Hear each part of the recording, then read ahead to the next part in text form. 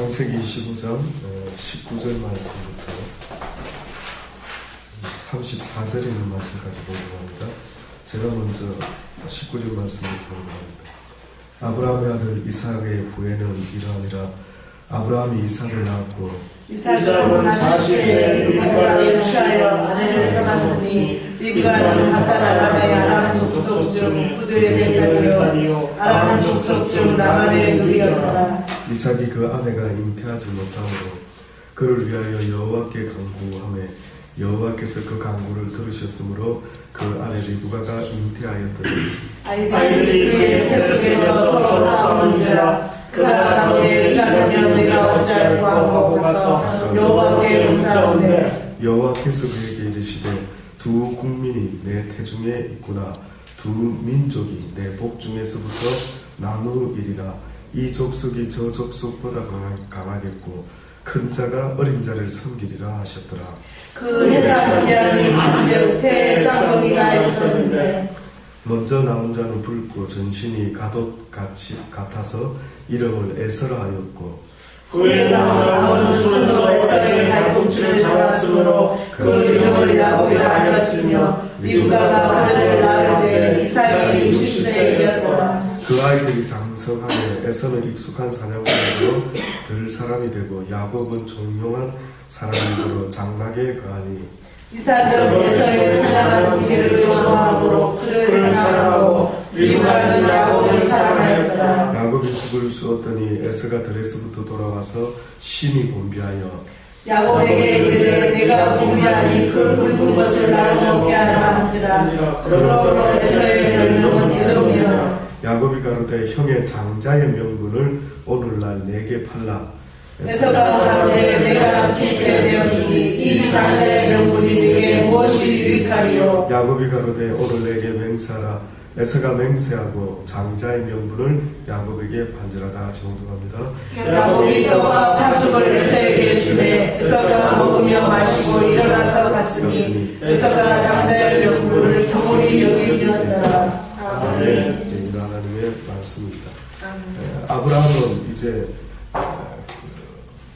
인생 노년에 지난 시간에는 그 아들의 며느리감을 위해서 그의 늙은 종을 보내어서 내 아들의 며느리감을 내 친족 가운데서 구해가지고 오도록 하라라고 명령을 내리죠.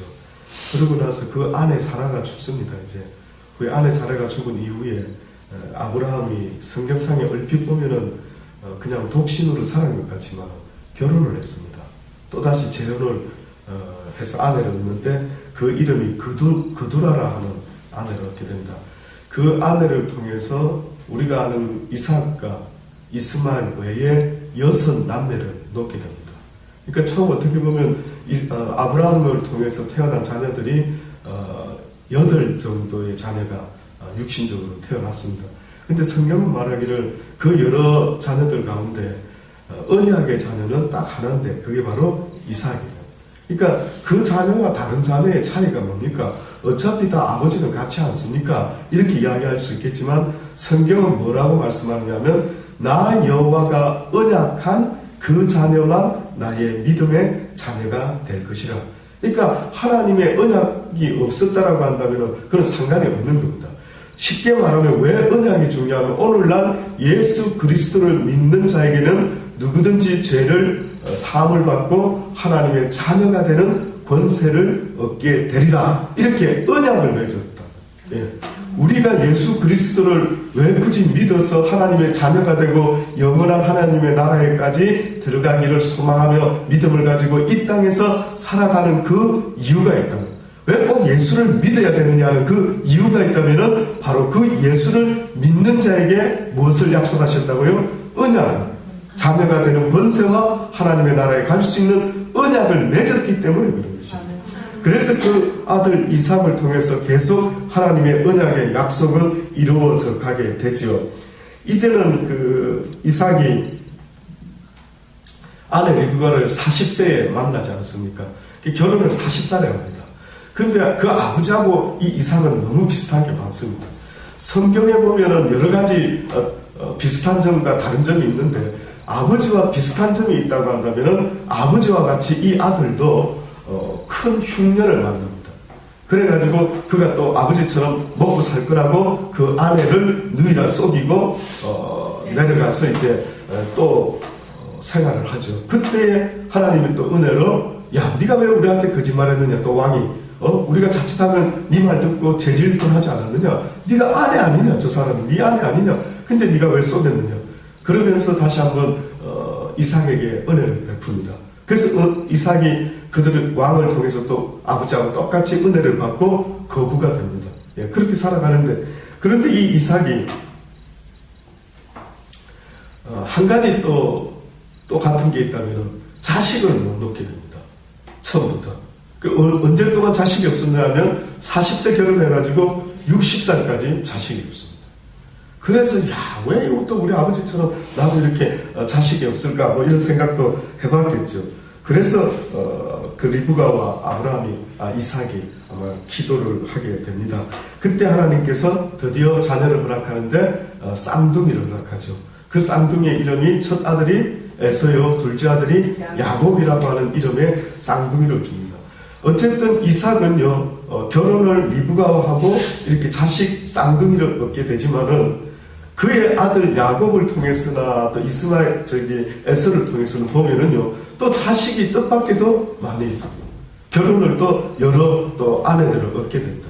그러니 어떤 면에서는 하나님이 기뻐하는 어떤 자녀의 모습이라고 하는 것은 일부 일체의 모습이 있는 것 같습니다. 아담과 하와가 일부 일체였죠. 또 누가 있습니까? 라고 한다면 이삭이라는 사람이 일부 일체를 했습니다. 뜻밖에도. 그 당시 때 보면은 아내를 얻을 만큼 얻어도 누가 뭘 할 사람이 없을 것 같은데도 불구하고 그렇게 이삭은 뜻밖에도 아내 하나만을 얻고 하나님 앞에서 믿음의 삶을 살아갑니다.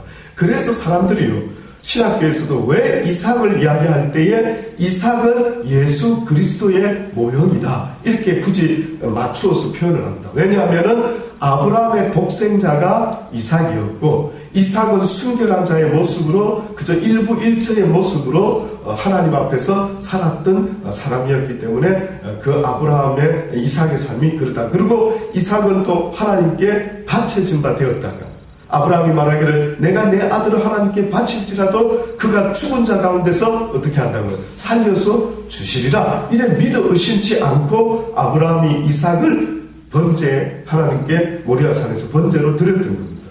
그러니 어떤 면에서는 이삭이라는 자는 죽었다가 살아난 자라 하는 의미가 있었던 거죠.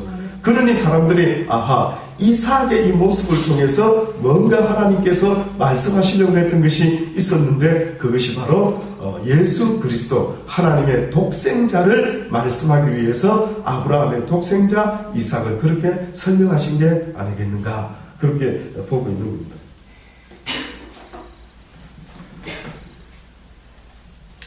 오늘 본문의 말씀에 아브라함의 아들 이삭의 후예는 이러합니다.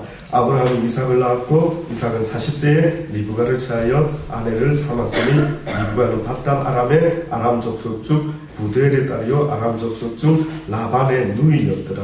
이삭이 그 아내가 잉태하지 못하므로 그를 위하여 여호와께 간구하며 여호와께서 그 간구를 들으셨으므로 그 아내 리브가가 잉태하였더라.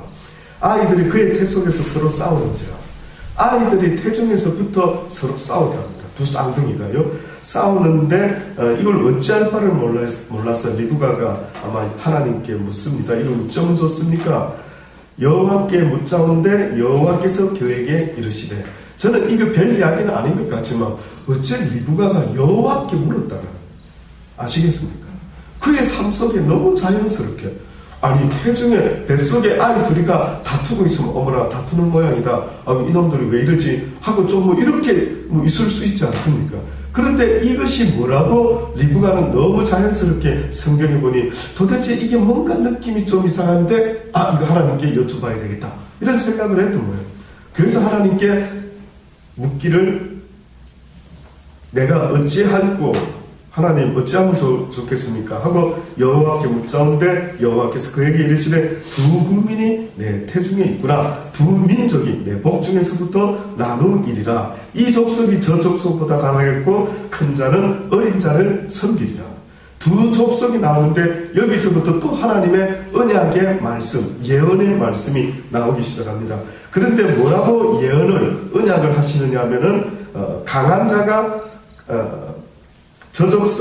이 족속이 저 족속보다 강하겠고 큰 자는 어린 자를 섬기리라. 큰 자가 어린 자를 섬긴다. 형이 동생을 섬기리라 라고 그렇게 언약을 하고 예언을 하고 있습니다. 먼저 나온 자는 붉고 전신이 가독 같아서 이름을 에서라라고 하였고 후에 나오는 손으로 에서의 발꿈치를 잡아대서 그 이름을 야곱이라 하였다. 그러니 야곱이라고 하는 그 이름의 뜻은 찬탈자라고 하는 뜻이 있습니다. 무엇을 빼앗는 자, 막 찬탈하는 자, 그 야곱의 이름의 뜻입니다. 그러나 아마 에서의 이름의 뜻은 붉은 자, 각같이 붉은 옷을 입은 것 같다라고 하는 의미를 갖고 있는 거예요. 리브가가 그들을 낳았을 때가 이삭이 60세. 결국 결혼한 지 20년 만에 두 쌍둥이 아들을 얻게 됩니다. 그리고 그 쌍둥이 아들에 대한 이야기들이 그 아이들이 장성함에 에서는 익숙한 사냥꾼인 거로 덜 사람이 되었다 그러고요. 야곱은 종용한 사람인 거로 장막에 거하니 이삭은 에서의 사냥한 고기를 좋아하므로 그를 사랑하고 리브가는 야곱을 사랑하였더라.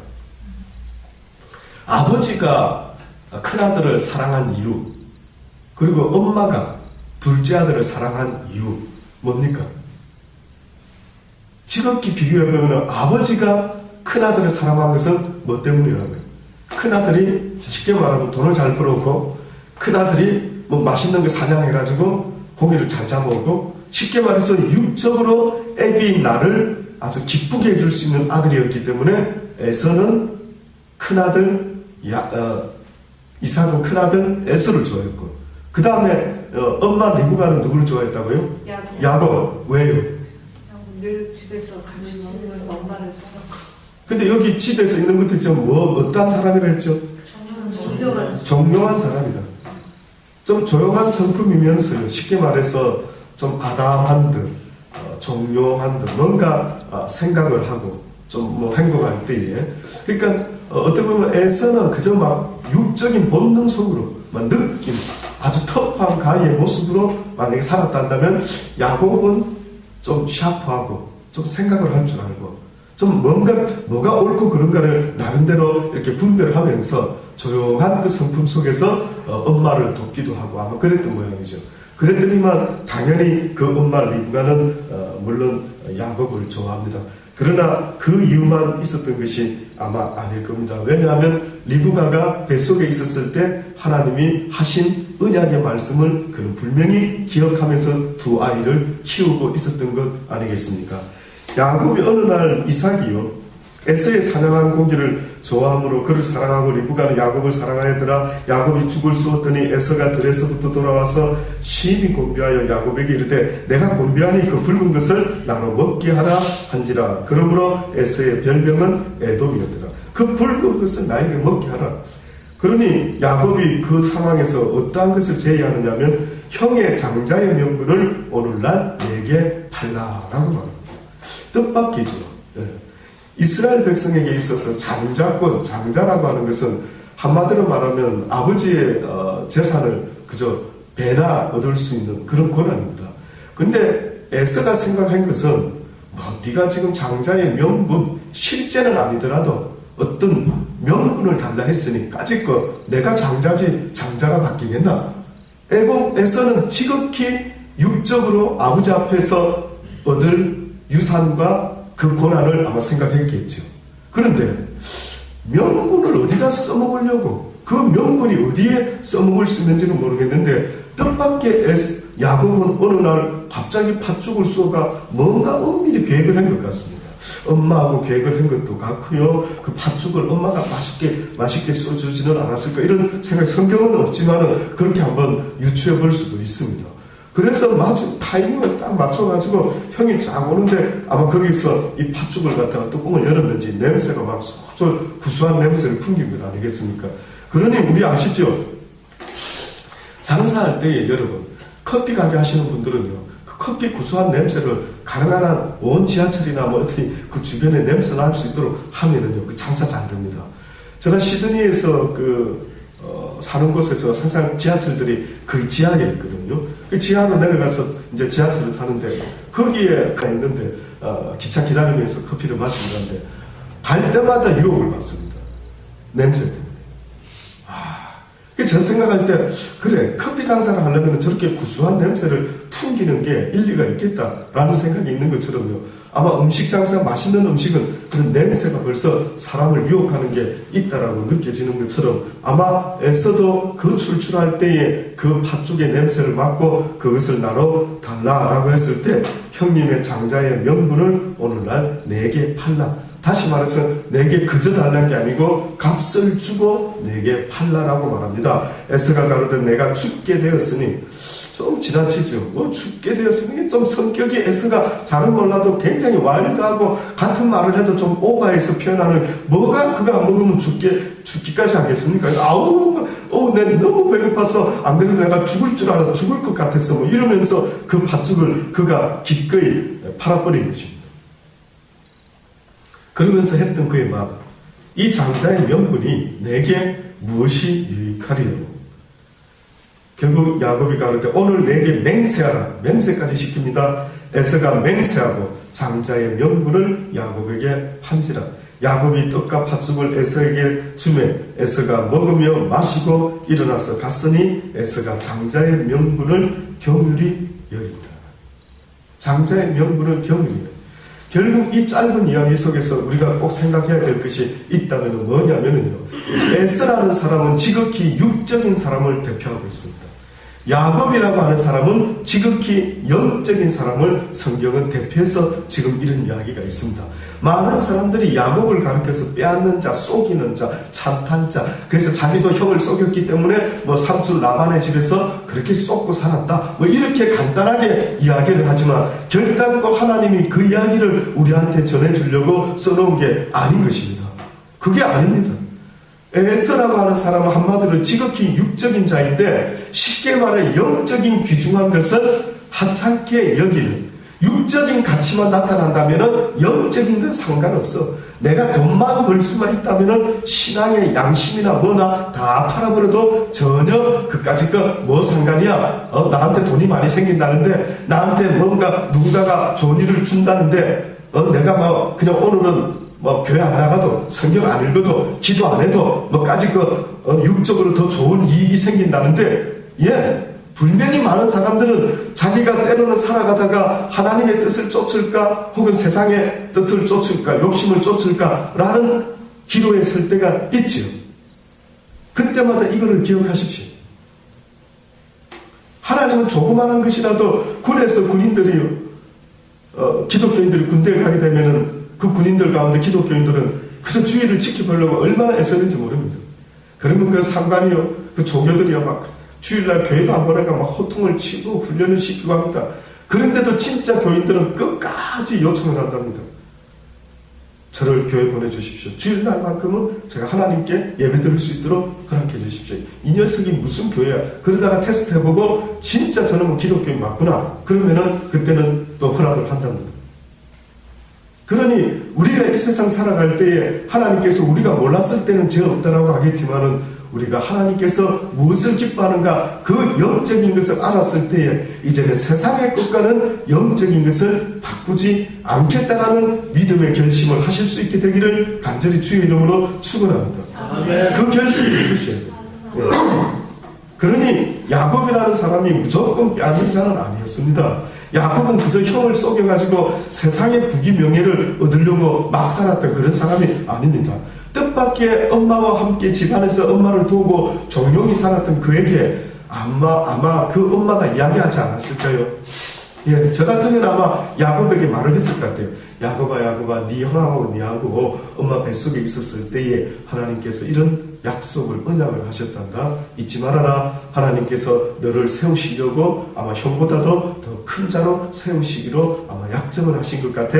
그래서 하나님께서 너에게 복을 주실 것이고 너는 날마다 하나님을 잊지 말고 그 약속의 말씀을 늘 가슴에 품고 그렇게 하나님을 바라보면서 그 하나님의 영적인 축복을 사모하면서 살아야 돼. 아마 이해하지 않겠습니까?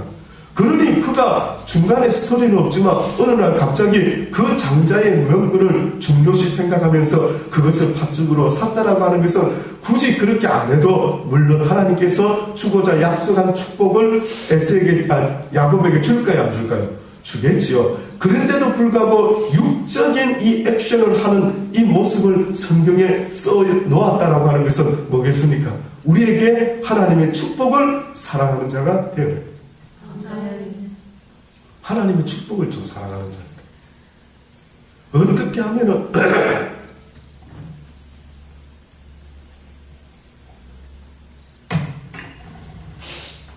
어떻게 하면은 하늘의 신령한 것들을 내가 얻을 수 있을까? 그것을 사모하는 자가 되기를 원합니다. 왜 교회 안에서 많은 복들이 있다라고 하면서도 그 복 가운데 왜 육적인 복을 그렇게 구하는지 여러분 혹시 아십니까?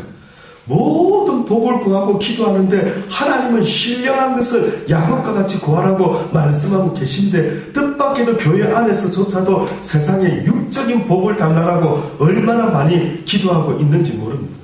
저는 오히려 우리 교회가 부흥되는 것도 좋지만 하나님이 우리에게 허락하신 그 사랑하는 자들이 되어라.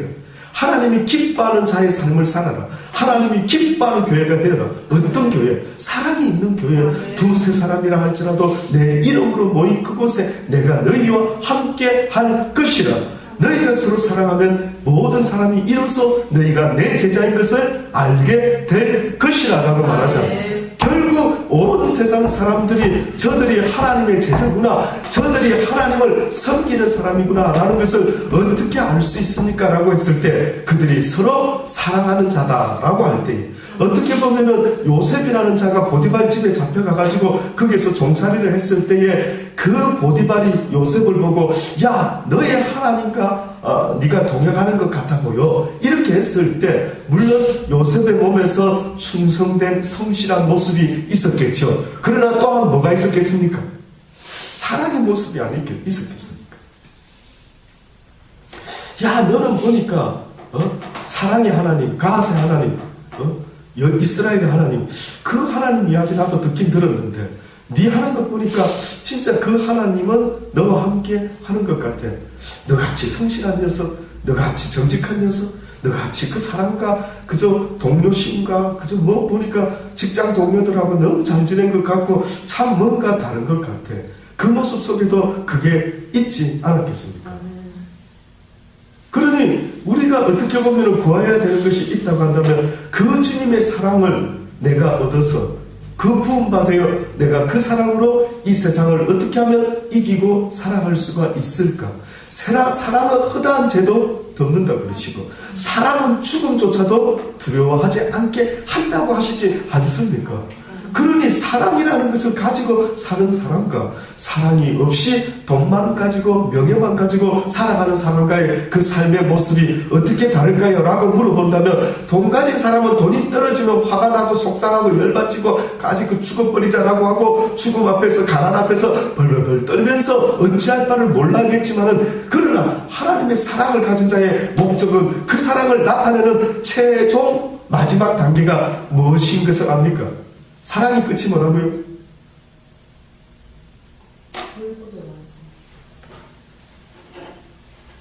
또요. 사랑의 끝이 뭐랬습니까?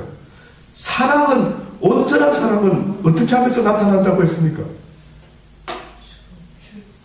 죽음으로. 사랑의 끝이 뭐라고요? 죽음입니다. 그 사람을 진짜로 사랑하나 사랑하지 않느냐는 마지막에 가서는 내 최고의 생명까지도 어떻게 해요? 그 사람을 위해서 죽을 수 있느냐 없느냐를 볼 때에 그는 참으로 저를 사랑했구나. 우리 부모들 가운데 만약에 자식하고 어디 가다가 위험한 상황이 벌어졌는데 어느 부모가 자기 살 길하고 자식을 믿는 사람 있습니까? 아마 어디 주소온 자식이나 아니면 다른 자식이겠지. 어느 부모가 자식을 사랑하는 위급한 상황일 때 본능적으로 자식을 위해서 자기의 생명까지라도 어떻게 합니까? 내어놓지 않을까요? 아닐 수도 있겠지, 어떤 부모는. 맞습니까? 내 자식이 하필이면 뭐 RS-형, 딱 내 피하고 똑같고, 내 심장 심장을 이식해야 된다면, 내 피를 뽑아서 줘야 되는데, 가만히 있으니까 내가 줘야 되나 말아야 돼. 글쎄, 그 고민이 될 수도 있겠지만, 아마 웬만한 부모님은 어떻게 하겠습니까? 이거 막 죽든지 말든지 얘를 살릴 수만 있다면 한번 시도해 보겠습니다. 그렇습니다. 잊지 마세요. 내가 이 세상에서 그 사랑을 구했다라고 하는 것은 바로 하나님의 사랑을 이 땅에 온전히 나타내기 위해서 무엇까지도 버릴 준비가 되어 있다. 내 생명도 조금도 귀한 것으로 여기지 아니하고 내가 죽을 각오가 되어 있다. 누구를 위하여? 주를 위하여. 우리는 세상 사람을 위해서 죽는 걸 말하지 않습니다. 연인을 너무 짝사랑해가 너무 어떤 연인을 사랑해가지고 그가 불치의 병으로 죽었을 때 그 연인을 잊지 못하고 나도 따라 죽었다. 이런 사랑을 말하는 게 아닙니다.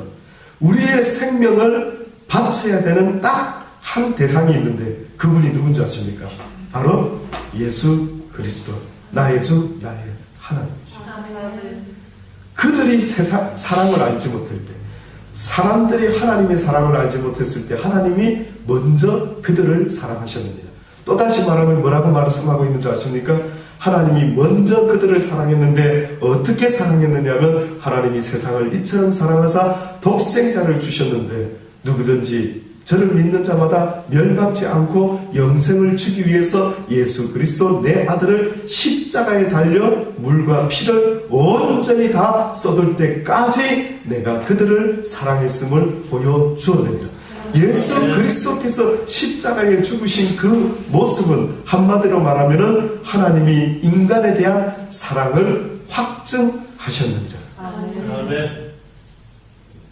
사랑을 확증하셨다. 그러니 죽음으로써 도무지 사랑받을 자격도 없는 우리의 인생을 위해서 하나님께서 스스로 이 땅에 오셔서 죽어주심으로 우리에 대한 사랑을 확증하셨다. 그러니 인간의 생명은 여러분 생각할 때 이 생명을 바쳐야 된다면 누구한테 바쳐야 될까요? 예수님, 하나님께. 그가 내 생명을 사랑으로 제 가운데 쓰레기 같은 생명, 쓸데없는 생명을 죄 가운데서 구원해 주시고 나를 구속하신 이 거듭난 생명을 이제는 세상을 위해서 살지 말고 너희가 나를 위해서 사는 것이 합당하지 않겠느냐. 이제 나를 위해서 좀 살아다. 그러니 내 생명이 자식 때문에 내가 육신의 자식 때문에 죽으리라 안 됩니다. 이제는 그러지 마십시오. 아무리 이제는 재현이가 와서 엄마의 목숨을 나를 위하여 주십시오. 어떤 희한한 소리를 할지라도 내 이놈하고 주면 안 됩니다. 내 생명은 오직 주께서 주로 할 때, 주께서 허락하실 때. 그래서 친구를 위하여 목숨을 버리는 자는 이보다 더 큰 삶과 사랑이 없다. 그 친구가 누구라고요? 예수 그리스도. 이제는 내가 너희의 친구라. 너를 더 이상 종이라 하지 않겠다. 이제는 내가 때가 되어서 마지막 때에는요, 하나님이 우리를 종이라 부르지 않으시고 친구라 부르겠다라고 하는 마지막 단계를 선포하셨어요. 저는 이때라 믿습니다. 그러면서 뭐라고 말씀했냐면 종은 아버지 하는 일을 잘 모르지만 누구는 알 수 있다고요. 친구는 속속들이 내가 어떻게 앞으로 이 세상을 이끌어 갈 것인지, 어떻게 하나님의 영광을 나타내게 할 것인지 그 속속들이를 친구는 알 수가 있다라는 뜻으로 하나님께서는 내가 그렇게 너희를 친구로 삼겠다. 그러나 마지막 때에 그 친구를 위하여 목숨을 버리는 자는 이보다 더 큰 상이 없을 것이라. 마리아야 마르다야, 네가 나를 믿느냐? 믿습니다. 정말 네가 죽어도 살 것을 믿느냐? 예, 믿습니다. 마지막 때에는 모두가 살 줄 믿습니다. 그거 말고 네가 지금이라도 나를 믿는다면 죽을지라도 다시 살 것이겠지만 살아서 나를 믿는 자는, 살아서 나를 위하여 죽고자 기꺼이 목숨까지 아끼지 않는 자는 영원히 살 것이다.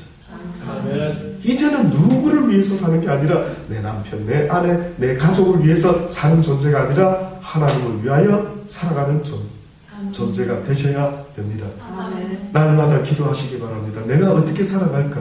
내가 주를 위해서 주님이 기뻐하는 그 일을 위하여 내가 어떻게 하기를 원하십니까? 날마다 여쭤볼 수 있는 여러분이 되기를 원합니다. 아버지가 사람을 돕기를 원하십니까? 그러면 나에게 도울 수 있는 많은 것들을 허락해 주십시오. 먼저는 영적으로 하나님께서 나에게 필요로 하는 모든 것들을 허락하여 주옵소서. 주의 일은 육적인 것 갖고 하는 거 아닙니다. 주의 일은 돈 가지고 하는 것 아닙니다. 그 돈을 쓸만한 믿음과 은사가 있는 그들이 하는 거죠. 그러니 세상의 끝으로 주의 일을 하는 것이 아니라 하늘의 영적인 신령한 은사들을 가지고 하나님의 일하는 사실을 잊지 마시고, 물질이 생길 때까지 기다리고 아무것도 하지 못하고 있다가 나는 물질이 없어서 어려운 사람 도와주지 못했습니다. 성경 어디에도 물질로만 도와줄 수 있다라고 말한 적이 없고, 또